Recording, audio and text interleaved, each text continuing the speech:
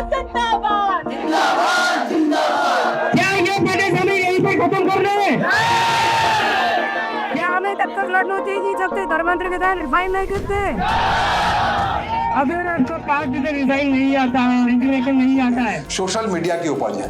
लेकिन फिर आपको याद दिलाते हैं 2011 में क्या हुआ था। 2011 में उस समय की मनमोहन सिंह सरकार में जो कैबिनेट मंत्री थे, वो कैबिनेट मंत्री उस इंडिया अगेंस्ट करप्शन के लोगों को रिसीव करने गए थे, रेड कार्पेट बिछा करके स्वागत करने गए थे कि भाई आपकी राय बड़ी अच्छी है, इसमें हम आते हैं, शामिल होते हैं, आपके लिए स्वागत करते हैं। उस समय कांग्रेस पार्टी के अध्यक्ष सोनिया गांधी के नेतृत्व में एक एनएससी थी। एनएससी में तमाम लोग थे। एनएससी मतलब नेशनल एडवाइजरी काउंसिल थी, जो मनमोहन सरकार को राय देती थी। और उसमें तमाम वो लोग थे जो बाद में आम आदमी पार्टी योग कह ले इंडिया अगेंस्ट करप्शन शामिल हो गए। उनको रेड कार्पेट स्वागत करने के लिए कपिल सिब्बल थे उस सरकार में, प्रणब मुखर्जी थे, वो सब गए थे और उनकी राय को लेने गए थे। मतलब 2011 में वो काम करके केंद्र सरकार ने रिकॉग्निशन दे दिया था खास तरीके का। भारत सरकार कैबिनेट मंत्री बहुत बड़ा व्यक्ति होता है जो एक नॉन आइडेंटिकल मूवमेंट को जाकर के स्वागत करता है, रिसीव करता है। तो वो गलती कर चुकी है भारत सरकार 2011 में, वो 2026 में होती हुई नहीं दिख रही है। जब हम 6 जून की बात कर रहे हैं, काफी शोर था कि आएंगे अभिजीत और यहाँ पे उनकी गिरफ्तारी हो जाएगी, उन पे लाठी चलेंगे, डंडे चलेंगे, सब कुछ करेंगे। ऐसा कुछ भी नहीं किया केंद्र सरकार। रिकॉग्निशन के नाम पे उनको इनफैक्ट अब तक हाल के दिनों में जो भी प्रदर्शन होते थे जंतर मंतर में, उसे दिल्ली पुलिस करने की अनुमति नहीं दी थी। उनको खास तौर पे जो उनको मतलब कॉकरोच जनता पार्टी को प्रदर्शन करने की अनुमति दे दी गई, संबोधन करने की दे दी गई। तो इस तरीके से लग रहा है कि किसी भी मामले का, खासकर राजनीतिक मूवमेंट का एक उम्र होता है, असरदार उम्र होता है। असरदार उम्र तब होता है जब सत्ता प्रतिष्ठान कोई ना कोई गलती करती है, कोई लाठी चलता है, डंडा चलता है, कुछ ऐसा कुछ होता है, धरपकड़ होती है, अरेस्टिंग होती है, तमाम चीजें होती हैं, तो उससे उम्र बढ़ जाती है। ऐसा उम्र बढ़ाने का काम 2011 में तब की मनमोहन सिंह सरकार ने किया था। लेकिन 2026 में जब भारी असंतोष है, असंतोष की कोई कमी नहीं है सरकार से, जिसने आइडियल स्टेट बनाने के नाम पर सत्ता में आने का काम किया, तमाम चीजों का नाम, वो एक सही सलामत परेशानी ले पा रही है, तो भला एग्जाम नहीं ले पा रही है, तो इससे बड़ा विरोध का कारण क्या हो सकता है? उन लोगों से परेशानी ले पा रही है जो बेहतर भविष्य के लिए दिन रात आंख गला रहे हैं, मेहनत कर रहे हैं, सब कुछ कर रहे हैं, या इनफैक्ट भविष्य की संरचना के लिए तत्पर हैं। वो अपने को इसलिए कम्पीट करना चाहते हैं IIT JEE एग्जाम में या CBSE के जरिए बढ़िया परफॉर्म करना चाहते हैं। उनके नज़र में लगता है कि दुनिया का भविष्य उन्हीं के हाथ में है, वही संभालने वाले हैं। उन लोगों के अंदर सघन निराशा है, उन बच्चों के अंदर सघन निराशा है, ठीक से एग्जाम नहीं ले पा रहे। ये बड़ा मसला है। पूरा अभिजीत दीपके का जो आंदोलन है, ये पहले चरण का आंदोलन यही है कि केंद्रीय HRD मिनिस्टर जो शिक्षा मंत्री हैं धर्मेंद्र प्रधान, वो इस्तीफा दें। वो कहते हैं हम नाकाबिल हैं, हम इस लायक नहीं है, इस्तीफा दें, एक ऐसी व्यवस्था बने जो कि 2024 से निरंतर हो रही है, वहाँ पेपर लीक का मामला वो रुके, खत्म हो। 3 साल से जो मामला बना हुआ है। लेकिन इस्तीफा लेने की बात जहाँ तक है तो रक्षा मंत्री राजनाथ सिंह ने साफ कहा है कि ये सरकार बाकी सरकार से अलग है, यहाँ मंत्रियों की ओर से इस्तीफा नहीं होता है, यहाँ व्यवस्था बदलने की बात होती है, इस्तीफा बदलने की बात होती। रेल एक्सीडेंट बहुत हुए हैं, दिल्ली का भी अपने आप लीजिए ना, जिस ढंग से रेखा गुप्ता की सरकार में भयंकर अग्निकांड हुआ मालवीय नगर में, उसके बाद मुख्यमंत्री का इस्तीफा हो गया होता। बाकी कोई सरकार होती तो रेल मंत्री कब से इस्तीफा हो गया होता। कई ऐसे वारदात हुए हैं, सब कुछ। लेकिन सरकार सच में इस्तीफा नहीं हो रहा है। जो प्रधानमंत्री नरेंद्र मोदी 10 जून को भारत के सबसे ज्यादा समय तक प्रधानमंत्री रहने का रिकॉर्ड बनाने वाले हैं, वो प्रधानमंत्री जवाहरलाल नेहरू के उस रिकॉर्ड को तोड़ने वाले हैं। सबसे ज्यादा दिनों तक भारत का प्रधानमंत्री कौन रहने रहा है, तो उसी लिहाज से इस प्रधानमंत्री की सरकार में कोई इस्तीफा नहीं लिया जाता है किसी भी नाकाबिलियत के आधार पर। एक भी मंत्री का कोई ऐसा इस्तीफा नहीं हुआ अब तक। ये अपने आप एक मिसाल है और रक्षा मंत्री ने खुद कहा है कि इस्तीफे का सवाल ही नहीं है। तो धर्मेंद्र प्रधान इस्तीफा नहीं देने वाले हैं, ये बात तय है। अगर इस्तीफा दे देते कॉकरोच जनता पार्टी के इस मूवमेंट से तो इसका रिकॉग्निशन बढ़ जाता। अगर अभिजीत दीपके को स्वागत के लिए दिल्ली एयरपोर्ट पे, अंतर्राष्ट्रीय एयरपोर्ट पे ही केंद्र सरकार कोई मंत्री चला जाता, भाई प्रतिवेदन दीजिए और उसको हम हल करेंगे, आप क्यों आंदोलन करते हैं, वहाँ जंतर मंतर में चला गया होता कोई, तो रिकॉग्निशन बढ़ जाता। रिकॉग्निशन नहीं बढ़ने देने का फलाफल है कि किसान आंदोलन जो चारों तरफ से दिल्ली को घेरे रखा, बहुत लंबे समय तक घेरे रखा, भारतीय अर्थव्यवस्था को भारी नुकसान हुआ उस किसान आंदोलन से। केंद्र सरकार का कोई प्रतिनिधि वहां नहीं गया, प्रतिवेदन लेने नहीं गया, उनकी सुननी नहीं गया। आखिरकार वो थक हार कर अपने अपने घर चले गए नुकसान के बाद। और जो हालात रहे, कोई रिकॉग्निशन की बात नहीं हुई, किसी नेता की बात नहीं हुई। ठीक वही हाल किसी भी मूवमेंट की उम्र इस बात से तय होती है सरकार उसके खिलाफ कितना बड़ा आंदोलन को रोकने के लिए क्या करती है।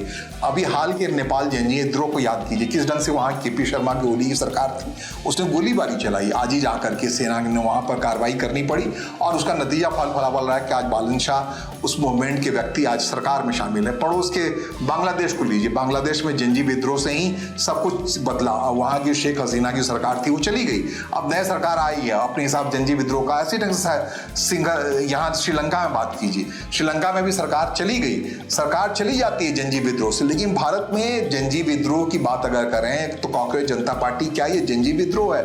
जिस ढंग से जंतर मंतर में लोगों को इकट्ठा किया गया, जिस ढंग से ध्रुव राठी जो सबसे बड़े फॉलोअर वाले व्यक्ति हैं, इसके समर्थन में जर्मनी से ही सही अपने अपने बयान देने लगे, राय डालते रहे। जिस ढंग से सोनम वांगचुक जो लद्दाख में हाल में अरेस्ट हुए थे रासुका के अंदर, वो आके कहने लगे कि मैं इसके समर्थक में हूँ, आप सब आइए, किताब लेके आइए, पानी का बॉटल लेके आइए, लंबा समय तक ठहरने के लिए आइए इस आंदोलन में। तो अभी फिलहाल ये ऐसा लगता होता नहीं दिख रहा है। सोनम वांगचुक का आंदोलन इसलिए सफल रहा काफी हद तक कि वहां पर सरकार आई, कार्रवाई की और वहां पर तोड़ने की कोशिश की। एक लद्दाख के आंदोलन की बात मैं कर रहा हूं और उससे रिकॉग्निशन बढ़ा सोनम वांगचुक का। रासुका के अंदर गए तो एक नए तरीके के हीरो बने। उनका हीरोपन के लिए 3 इडियट्स फिल्म आपको देखनी पड़ी, कितने बड़े हीरो है वो फिल्म दुनिया में, उन पे ही फिल्म बना दिया, सुपरहिट फिल्म बना दी। तो सोनम वांगचुक को ये इस बार राय जतानी पड़ी कि वो अनशन करने के लिए तैयार हैं अगर जंतर मंतर पर इस कॉकरोच जनता पार्टी के खिलाफ कुछ होता है तो। वो सोशल मीडिया पर उन्होंने बयान दिया, खुद आए डालते हुए। लेकिन क्या कॉकरोच जनता पार्टी ठीक वही नहीं है? एबीसी का मामला नहीं है जैसे प्रश्न पत्र में पूछा जाता है। एबीसी, जब मैं एबीसी और डी का बात कर ले रहा हूँ, एबीसी मतलब आम आदमी पार्टी, आइडियल स्टेट की बात, बी मतलब भारतीय जनता पार्टी, सी मतलब कॉकरोच जनता पार्टी और चौथे में डी, इनमें से कोई नहीं। तो क्या इन चारों में से चौथा ही सवाल सही होता हुआ दिख रहा है अगर कॉकरोच जनता पार्टी कुछ ऐसा परिवर्तनकारी काम नहीं कर पाती? फिलहाल स्ट्रक्चर जो रोल होना चाहिए बिल्कुल नहीं के बराबर है। अभिजीत दीपके जो चले तो आए हैं अमेरिका से, अब किस तरीके से चले आए हैं, बहुत सारे जैसे ध्रुव राठी की बात कर रहा है, प्रतिरोध के आवाज, बड़े आवाज हैं वो सोशल मीडिया पर, लेकिन उनकी हिम्मत नहीं हो रही है कोई हिंदुस्तान है, अपने जर्मनी में खुद को बैठे हुए हैं समेटे के, वहीं सारी बातें कर रहे हैं, आग लगाने की जो भी कर रहे हैं व्हाट्सएवर, लेकिन उनकी हिम्मत नहीं हो रही है। लेकिन अभिजीत दीपके अगर आ रहे हैं दिल्ली और उनको कोई गिरफ्तार नहीं कर रहा, अपनी बात रख पा रहे हैं, सब कुछ कर पा रहे हैं, तो अपने आप में ये उनको प्रतिरोध के जरिए हीरो बनाने की बात नहीं। और भी बात बता दूं, जो संभाजी नगर, छत्रपति संभाजी नगर में उनका जो पैतृक घर है, जहां के रहने वाले हैं, वहां की सुरक्षा बढ़ा दी गई है। भैया कोई अनटुवर्ड इंसिडेंट ना हो जाए। कई बार होता है, Mamata Banerjee style of politics है, अपने सिर को ही पत्थर से टकरा लो, गिर लो, कुछ कर लो और कहो कि सरकार की ओर से कार्रवाई हो गई। अभिजीत के घर पे अगर कोई पत्थरबाजी हो जाती है, कुछ ऐसा हो जाता है, तो फिर एक बात उठेगी कि उनको डराने की कोशिश हो रही है, तमाम चीज़ के वो हीरो बनाने की कोशिश हो रही है। इसलिए महाराष्ट्र सरकार ने उनके घर पर विशेष सुरक्षा का इंतजाम कर लिया है, उनकी सुरक्षा को बढ़ा दी गई। सरकार ने सिर्फ ये काम किया है कि किसी प्रतिरोधात्मक हिंसात्मक तरीके से वो चर्चा में ना आए, इससे होने से बचा जाए। उन पे ऐसा कोई वाटर कैनन से पानी नहीं फेंका जा रहा है, उन पे कोई लाठी नहीं बरसाई जा रही है। हाँ, वो आवाज़ कर रहे हैं, वहाँ से कह रहे हैं जंतर मंतर से कि शिक्षा मंत्री इस्तीफा दो, धर्मेंद्र प्रधान इस्तीफा दो, तो आवाज़ आने दी जा रही है। उसमें कई बार आवाज़ निकल रही है, प्रधानमंत्री नरेंद्र मोदी इस्तीफा दो, आवाज़ दीजिए। लेकिन उस आवाज़ को क्या प्रशासन या शासन व्यवस्था में कान में गूंजेगा? नहीं गूंजेगा। तब तक नहीं गूंजेगा जब तक उसके खिलाफ कोई प्रतिरोधात्मक काम नहीं होगा। तो कुल मिलाकर के मुझे, अगर मेरी राय माने, तो आम आदमी पार्टी की खास उम्र रही। खास उम्र इसलिए रही कि उनको एक रिकॉग्निशन मिला बाद में इंडिया के करप्शन से, इतनी सफलता मिली, उनको खुद नहीं विश्वास होता था। अरविंद केजरीवाल कई बार चिट्ठी काट के खुद को देखते थे, सपना देख तो नहीं देख रहे जब मुख्यमंत्री की पहली बार शपथ ले रहे थे, कई बार उन्होंने, लेकिन उन सब सारे मौके पर अरविंद केजरीवाल को रिकॉग्निशन देने के लिए सरकार ने कोई ना कोई हिंसात्मक कार्रवाई की, प्रतिरोधात्मक तौर पर डंडा बरसाया, चोट पहुंचाई, जिसके खिलाफ खड़े होते गए, पूरा देश को उन्होंने खड़ा किया। और अभी जो कहते सीजीपी, खुद अभिजीत दीपके जो हैं वो आम आदमी पार्टी से जुड़े रहे हैं। कई सोशल मीडिया पे ऐसे तस्वीर वायरल हैं जिसमें मनीष सिसोदिया जो नंबर 2 है उनसे गले मिल रहा है, सब कुछ कर रहा है। और ये पूरा इंफ्रास्ट्रक्चर है अभी तक का सीजेपी का, वो वही इंफ्रास्ट्रक्चर है जो सोशल मीडिया पे जो हैंडल करता था आम आदमी पार्टी का। आम आदमी पार्टी के जरिए वो सोशल मीडिया पर जिस ढंग से बीजेपी के खिलाफ प्रतिरोधात्मक आवाज़ उठाई जाती थी, वो सब निराश हैं आम आदमी पार्टी से। अरविंद केजरीवाल से निराश हैं, मनीष सिसोदिया निराश हैं, वो सारे निराश लोग अब इकट्ठे होकर सीजेपी में खड़े हो रहे हैं। लेकिन जब तक इसका प्रतिरोधात्मक कोई एजेंडा साफ नहीं होगा, हाँ ठीक है, व्यंग्यात्मक लहजे पे बहुत सारी बातें कही गई हैं सोशल मीडिया पर सरकार के खिलाफ। लेकिन बैंक को धरातल पर उतारने के लिए वैसा ही स्ट्रक्चर बनाना पड़ेगा। इसको इस जो भी प्रदर्शन है उसको प्रोलॉन्ग कैसे होगा, इसका इंतजाम करना पड़ेगा। क्या ये इंतजाम करने में सक्षम है कॉकरोच जनता पार्टी? क्या कॉकरोच जनता पार्टी के नाम से रजिस्ट्रेशन होने जा रहा है किस नई पार्टी का? क्या इस राजनीति पार्टी का अभ्युदय में, या फिर जो भी नाम संभव है 3-4 नाम देना पड़ता है चुनाव आयोग के अंदर, क्या अभिजीत दीपके ऐसा कुछ करने वाले हैं? क्या उनके पास मुकम्मल ऐसी टीम है, ऐसी सोच है, या फिर क्या जिस ढंग से अरविंद केजरीवाल ने जमा कर लिया था अपने मंच पर?